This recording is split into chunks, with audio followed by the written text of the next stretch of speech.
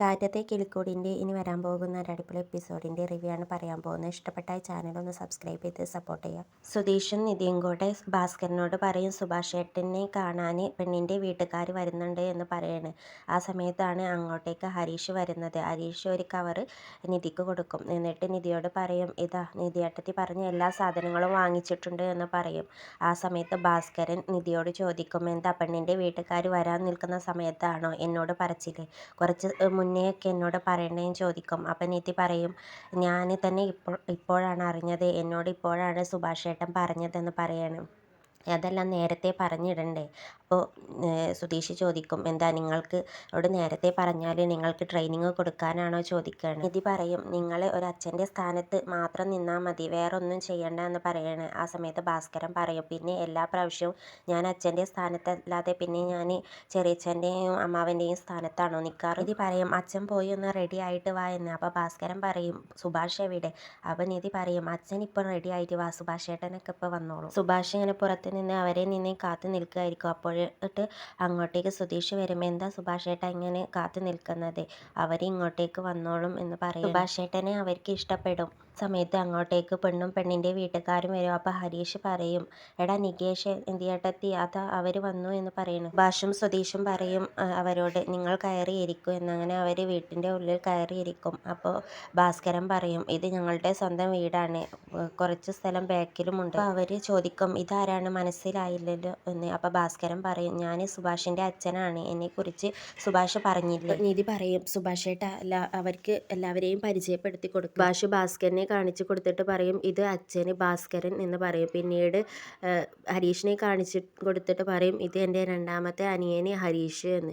പിന്നെ സുധീഷിനെ കാണിച്ചു കൊടുക്കും, ഇത് എൻ്റെ താഴെയുള്ളവനാണ്, ഇവൻ്റെ പേര് സുധീഷ് എന്ന് പറയും. പിന്നെ നികേഷിനെ കാണിച്ചു കൊടുക്കും, ഇത് ചെറിയ അനിയന് നികേഷ് എന്ന് പറയും. പിന്നെ നിധിയെ കാണിച്ചു കൊടുക്കും. ആ സമയത്ത് സുധീഷ് പറയും, അത് എൻ്റെ വൈഫാണ് നിധി എന്ന് പറയും. സുധീഷ് പ്രണയിച്ച് കല്യാണം കഴിച്ചതാണെന്ന്. ആ സമയത്ത് ജയന്തി പറയും, അതെല്ലാം ബ്രോക്കർ ഞങ്ങളോട് പറഞ്ഞിരുന്നു എന്ന് പറയാണ്.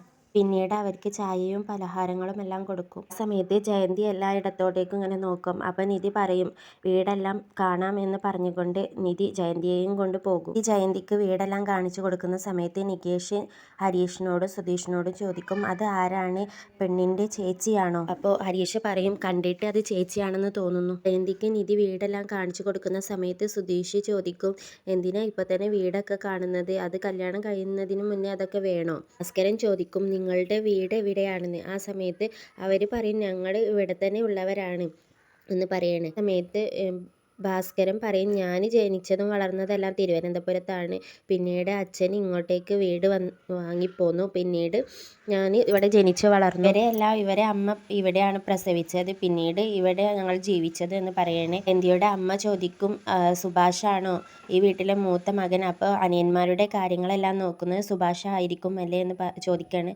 ആ സമയത്ത് ഹരീഷ് പറയും, ഞങ്ങൾക്ക് എല്ലാവർക്കും ജോലിയുണ്ട്, അപ്പോൾ അവരുടേതായ കാര്യങ്ങൾ അവർ തന്നെയാണ് നോക്കുന്നത്. പിന്നീട് സുധീഷ് ബ്രോക്കറോട് പറയും, ഇവരൊക്കെ ആരാണെന്ന് പരിചയപ്പെടുത്തിയില്ലല്ലോ എന്ന്. ആ സമയത്ത് ബ്രോക്കർ പറയും, ഇത് പെണ്ണിൻ്റെ അച്ഛന്, അത് പെണ്ണിൻ്റെ അമ്മ, അത് പെണ്ണിൻ്റെ ചിറ്റപ്പ എന്ന് പറയും. ആ സമയത്ത് ജയന്തിയെ കാണിച്ചുകൊണ്ട് സുധീഷ് ചോദിക്കും, ഇതാരാണെന്ന് പറഞ്ഞില്ലല്ലോ, ഇത് പെണ്ണിൻ്റെ ചേച്ചിയാണോ എന്ന് ചോദിക്കണം. സമയത്ത് സുഭാഷ് ഇങ്ങനെ സങ്കടത്തിന് ഇങ്ങനെ സുധീഷിനെ നോക്കുന്നുണ്ട്. അപ്പോൾ ജയന്തി പറയും, ഞാനാണ് പെണ്ണ് എന്ന് പറയും. ഇത് കേൾക്കുന്ന എല്ലാവരും ഇങ്ങനെ നെട്ടി നിൽക്കുകയാണ്. ജയന്തി പറയും, എനിക്ക് മനസ്സിലായില്ല എന്ന്. ആ സമയത്ത് ജയന്തി പറയും, ഞാനാണ് കല്യാണ പെണ്ണ്, എൻ്റെ പേര് ജയന്തി. സമയത്ത് ഭാസ്കരൻ പറയും, പെണ്ണും ഇവരുടെ കൂടെ വന്നിട്ടുണ്ടോ, അങ്ങനത്തെ ഒക്കെ പരിപാടികളുണ്ടോ ഇപ്പോൾ? സമയത്ത് ജയന്തിയുടെ ചെറിയമ്മ പറയും, ഇതിൻ്റെ മുന്നേ അവളുടെ കല്യാണം കഴിഞ്ഞ സമയത്ത് വീട്ടുകാർ വലിയ പ്രശ്നമായിരുന്നു, അതുകൊണ്ട് അവളെയും കൂട്ടി വന്ന് അവൾക്കും വീടും വീട്ടുകാരെയും ഇഷ്ടപ്പെട്ടിട്ട് നടത്തിയാൽ മതിയല്ലോ എന്ന് കരുതിയിട്ടാണെന്ന് പറയും. ഇത് കേൾക്കുന്ന എല്ലാവരും ഇങ്ങനെ നെട്ടി നിൽക്കുകയാണ്. ഭാസ്കരൻ ചോദിക്കും, രണ്ടാം കല്യാണമോ എന്ന്. അപ്പം നിധി പെണ്ണിനോട് ചോദിക്കും, സെക്കൻഡ് മാരേജ് ആണോ? സമയത്ത് ബ്രോക്കർ സുഭാഷിനോട് ചോദിക്കും, എൻ്റെ വീട്ടുകാരോടൊന്നും പറഞ്ഞിട്ടില്ലേ ചോദിക്കുകയാണ്. അപ്പോൾ ജയന്തി പറയും, ഞാൻ പറയാം എന്ന് പറയാണ്. ജയന്തി പറയും, ഇതെൻ്റെ രണ്ടാമത്തെ കല്യാണമാണ്, എല്ലാ രീതിയിലുമാണ് എൻ്റെ ഫസ്റ്റത്തെ കല്യാണം കഴിഞ്ഞത്, പക്ഷേ ഞങ്ങൾ രണ്ടുപേരും ഒരുമിച്ച് പോകില്ല എന്ന് കണ്ടപ്പോൾ ഞങ്ങൾ ഡിവോഴ്സായി. ഡിവോഴ്സിന് കൊടുത്തിട്ടുണ്ട്, കുറച്ച് ദിവസം കൂടി കഴിഞ്ഞാൽ ഡിവോഴ്സ് ആകും. എല്ലാം ഞാൻ അവരോട് പറഞ്ഞതാണെന്ന് പറയാണ് ജയന്തി. ഇങ്ങനെയുള്ള കാര്യങ്ങളെല്ലാം നേരത്തെ പറഞ്ഞിടുന്നതാണ് നല്ലതെന്ന് എനിക്ക് തോന്നി. ആ സമയത്ത് നിധി പറയും, ഇതൊന്നും ഞങ്ങളോട് സുഭാഷ് ഏട്ടൻ പറഞ്ഞിട്ടില്ലായിരുന്നു. ഡിവോഴ്സിന് കൊടുത്തിട്ടില്ലേന്ന് ചോദിക്കും. ആ സമയത്ത് ജയന്തിയുടെ അച്ഛൻ പറയും, ഡിവോഴ്സിന് കൊടുത്തിട്ടുണ്ട്, 2-3 മാസം കഴിഞ്ഞാൽ ഡിവോഴ്സ് ആകും. സമയത്ത് ദേഷ്യത്തോടു കൂടി ഇങ്ങനെ സുഭാഷിനെ നോക്കുകയാണ് ഭാസ്കരൻ. 5-6 വർഷം അവൾ അവൻ്റെ കൂടെ ജീവിച്ചു. പിന്നെ അവൾക്ക് പറ്റില്ലെന്ന് കണ്ടപ്പോൾ ഞങ്ങൾ വീട്ടിലോട്ട് കൊണ്ടുവന്നു. ഇപ്പം 3 വർഷമായി. ഇപ്പോൾ ഡിവോഴ്സിന് കൊടുത്തിട്ടേ ഉള്ളൂ എന്ന് പറയണം. ആ സമയത്ത് ഹരീഷ് ഇങ്ങനെ സുധീഷിനോട് മെല്ലെ പറയുന്നുണ്ട്, കല്യാണം കഴിഞ്ഞ് 5 വർഷം ജീവിച്ചു, പിന്നെ 3 വർഷമായി വീട്ടിലോട്ട് കൊണ്ടുവന്നിട്ട് എന്നും പറഞ്ഞു. അപ്പോൾ പെൺകുട്ടിക്ക് നല്ല പ്രായമുണ്ടല്ലോ എന്ന് പറയാണ്. ആ സമയത്ത് ജയന്തിയുടെ അച്ഛൻ പറയും, ഞങ്ങൾ ഡിവോഴ്സിന് കുറേ ശ്രമിച്ചതാണ്, പക്ഷേ ചെറുക്കൻ്റെ വീട്ടുകാർ അതിന് സമ്മതിക്കുന്നില്ലായിരുന്നു, അതുകൊണ്ടാണ് ഇത്രയും വൈകിയത്. അപ്പോൾ ജയന്തി പറയും, ഒരു 7 മാസമായി ഡിവോഴ്സിന് കൊടുത്തിട്ട്. ജയന്തിയുടെ അച്ഛൻ ചോദിക്കും, എത്രയാണ് ഇയാൾക്ക് ശമ്പളം എന്ന്. ആ സമയത്ത് ബ്രോക്കർ പറയും, ഇവനല്ലേ ഏറ്റവും നല്ല പണിക്കാരന്, അപ്പോൾ ഇവൻക്കാണ് ഏറ്റവും കൂടുതൽ ശമ്പളം എന്ന് പറയാണ്. ഭാസ്കരൻ ജയന്തിയോട് ചോദിക്കും, മോൾക്ക് എത്ര വയസ്സായി എന്ന്. ആ സമയത്ത് ജയന്തി പറയും, എനിക്ക് 35 വയസ്സെന്ന്.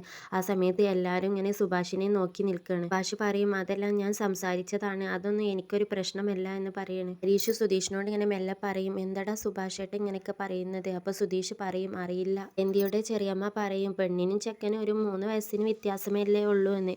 ആ സമയത്ത് ഭാസ്കരൻ പറയും, അത് എനിക്കൊരു പ്രശ്നമാണെന്ന്.